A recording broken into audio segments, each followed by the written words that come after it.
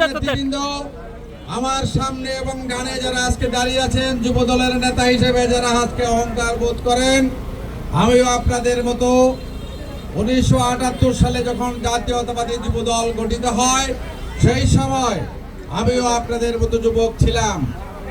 সেই যুবক বয়সে শহীদ জিয়ার নির্দেশে আমি জাতীয়তাবাদী দলের সাথে যুক্ত হয়েছিলাম। প্রিয় নেতৃবৃন্দ, আমি অত্যন্ত ভাগ্যবান যে মানুষটি 1971 সালের এই জাতিকে মুক্তি দেওয়ার জন্য, একটি স্বাধীন বাংলাদেশ দেওয়ার জন্য, একটি পতাকা দেওয়ার জন্য লড়াই করেছিলেন। যখন উনি 1971-এ মুক্তিযুদ্ধে যাওয়ার জন্য আহ্বান জানিয়েছিলেন, সেই সময় তার আহ্বানে আমি একজন যুবক হিসাবে মুক্তিযুদ্ধে অংশগ্রহণ করেছিলাম। আমি গর্বিত।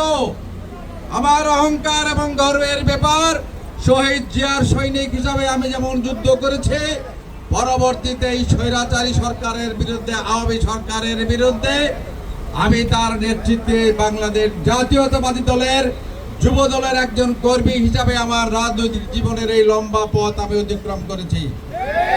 প্রিয় নেতৃবৃন্দ, শহীদ জিয়ার মৃত্যুর পরে এই দেশে স্বৈরাচারী এরশাদের শাসনামলে তার বিরুদ্ধে গণতন্ত্রের লড়াই আমাদের নেত্রী বেগম খালেদা জিয়া, স্বৈরাচার বিরোধী আন্দোলন নেত্রী খালেদা জিয়া তার নেতৃত্বে যখন এরশাদের বিরুদ্ধে আন্দোলন হয়, সেই আন্দোলনেও খালেদা জিয়ার নেতৃত্বে আমি আন্দোলনে ছিলাম।